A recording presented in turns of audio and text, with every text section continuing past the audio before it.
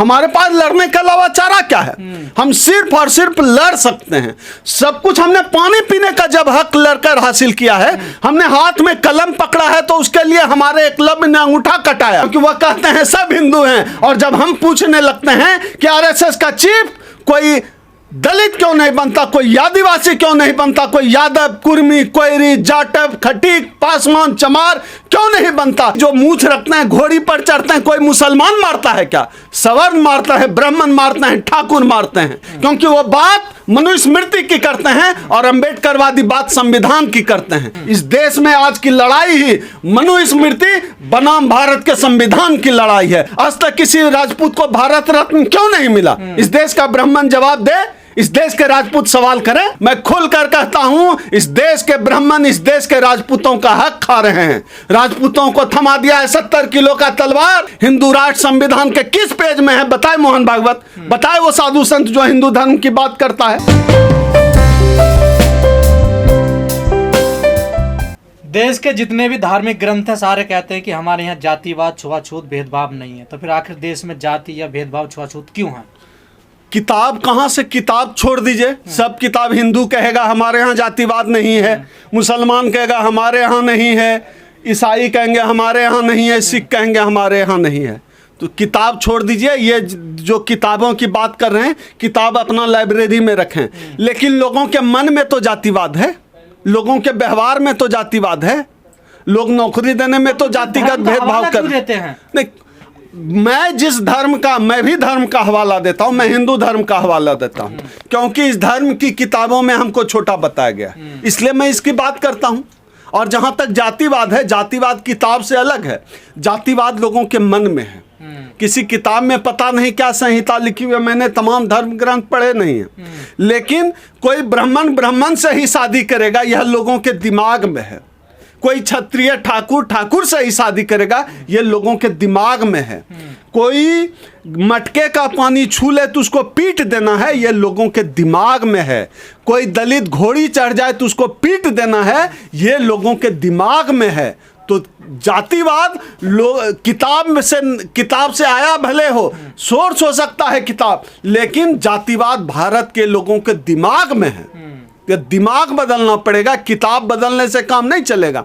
आप अपनी बेटी की शादी ब्राह्मण है तो ब्राह्मण से ही करेंगे, आप ठाकुर हैं ठाकुर से ही करेंगे, और दूसरी तरफ कहेंगे हम जात पात मानते भी नहीं हैं।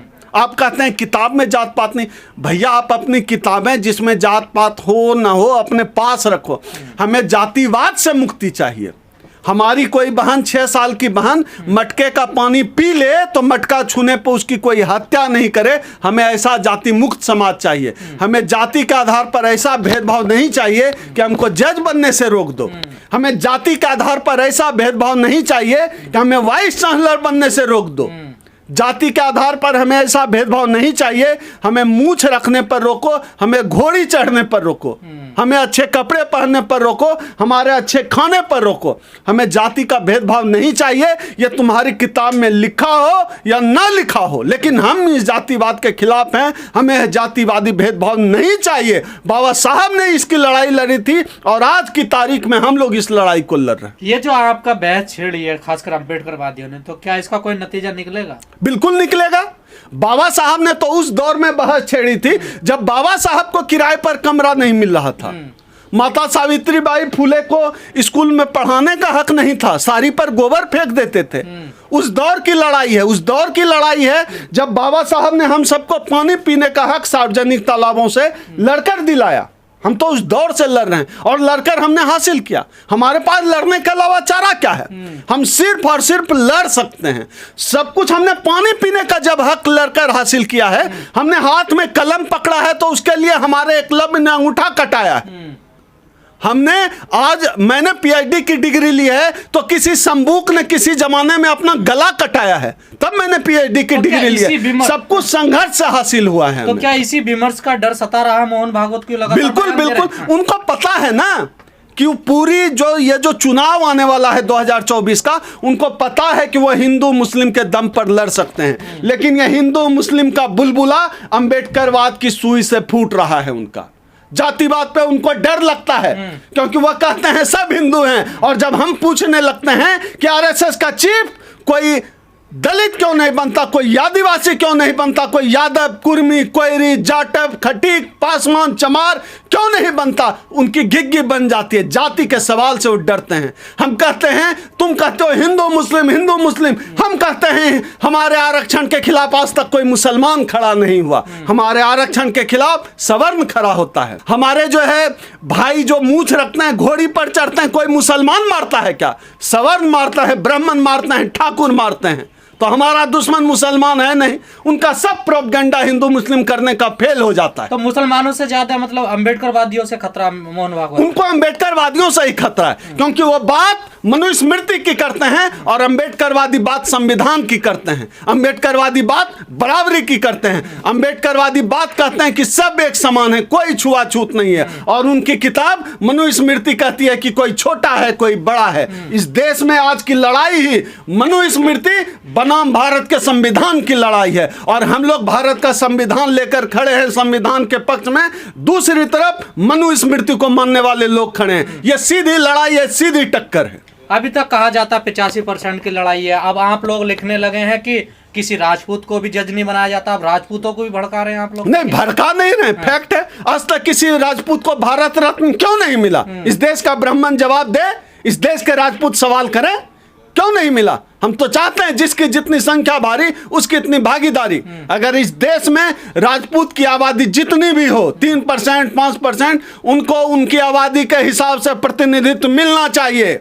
मैं खुलकर कहता हूं, इस देश के ब्राह्मण इस देश के राजपूतों का हक खा रहे हैं। राजपूतों को थमा दिया है 70 किलो का तलवार और उनका हक मारी कर रहे हैं। जज नहीं बनने दे रहे हैं, वाइस चांसलर नहीं बनने दे रहे हैं। राजपूतों को ठगने का काम ब्राह्मण कर रहे हैं। राजपूत खुद सवाल करें। यही तो आरोप लग रहा है कि आप समाज को तोड़ रहे हैं, उनको गुमराह कर रहे हैं, बांट रहे हैं। अपने हक की आवाज उठाना अगर तोड़ना है तो ठीक है, हम तैयार हैं इस आरोप के लिए।